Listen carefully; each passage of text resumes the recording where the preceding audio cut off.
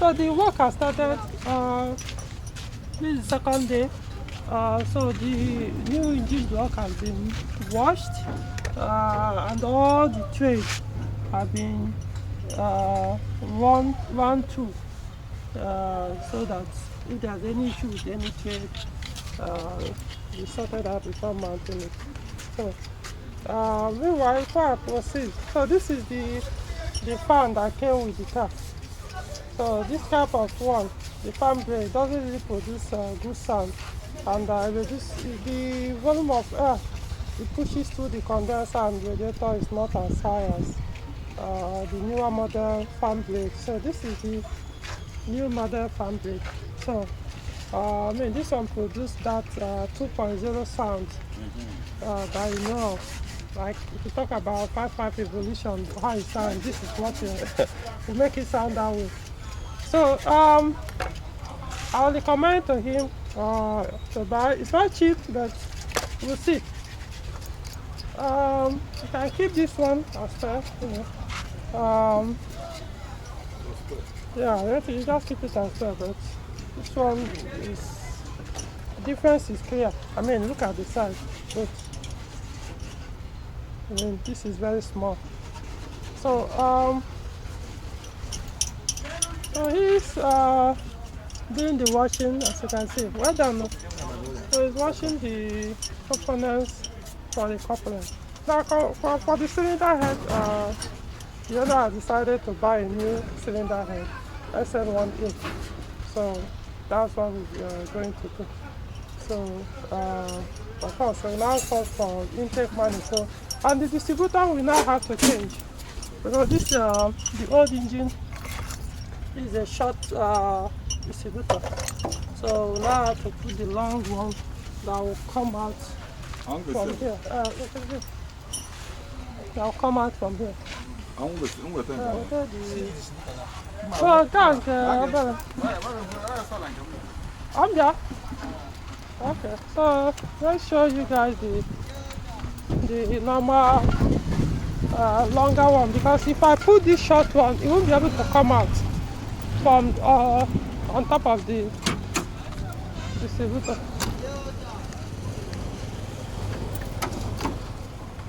Okay. Okay, off with here. I was thinking, I'm not going to say my. So let me show you what it looks like. That car, Punkega. I'm going to carry car for you. I was wondering, can you see about the teacher?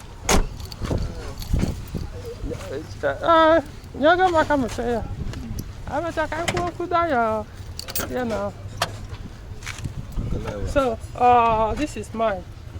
As you can see, the difference is clear from there. The other one won't be able to enter because this thing will block it. So you need this one. You can see where it is. So you need a taller one, so I'll be able to come out here. So we're going to change and put distributor. But the connection, every other thing is the same. Just have to change the distributor. So the intake manifold we are going to buy will come with this thing that holds the distributor. So that's it. Of course, we're also changing the air cleaner or air filter assembly. So going back, let's see.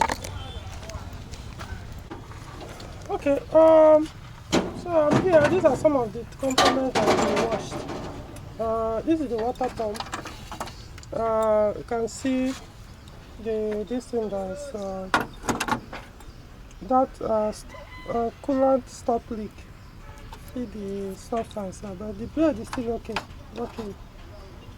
So because the gasket is already weak. Obviously no thermostat. I don't know if you'll be interested in buying thermostat, but just that thermostat is not, to buy it you have to order it from outside. So it's not something we order ourselves with now. That one will take weeks before it enters Nigeria. So,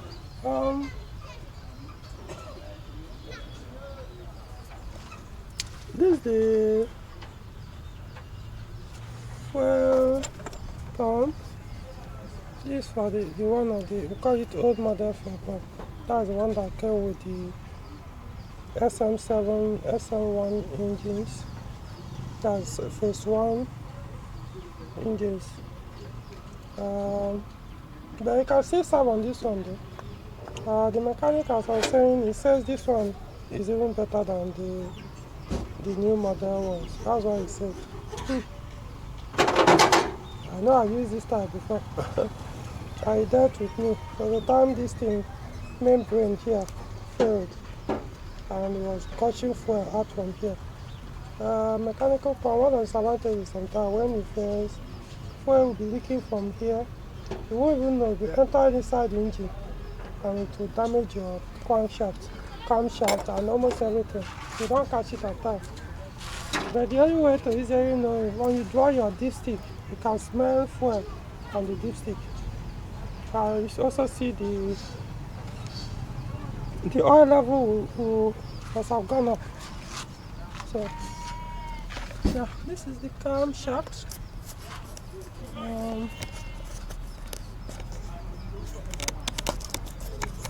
So flywheel, I don't think there's a need for us to change it. I don't think there's a need to change it. The only thing they did is they turned the teeth back, from the other side, turn it back. The compressor, this is a new compressor. This AC thing, I think to actually remove this thing is from the inside. I know I've done this, I mounted this thing before, and the only way to remove this thing is to lose it from the inside. I think that, yeah. Unless I've forgotten. Try to remember. There's a boat here. Maybe when we remove it here, they come out. We'll see, I'll talk to them to see if we can open this thing up before we mount the engine. So I can easily be done before, so our engine doesn't obstruct removing it. But I know usually when AC stops working, it will be just a leakage, and the leakage might not necessarily come from there. It will be anywhere from the condenser, the pipes, I don't know. It could be the expansion valve or the evaporator. I don't know. These things, I'm not sure I can get them new. It's possible, but I don't know. We'll see.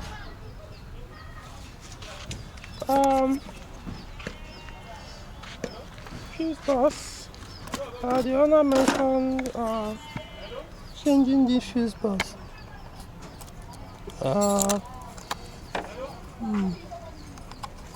How will you say this fuse box? I don't know.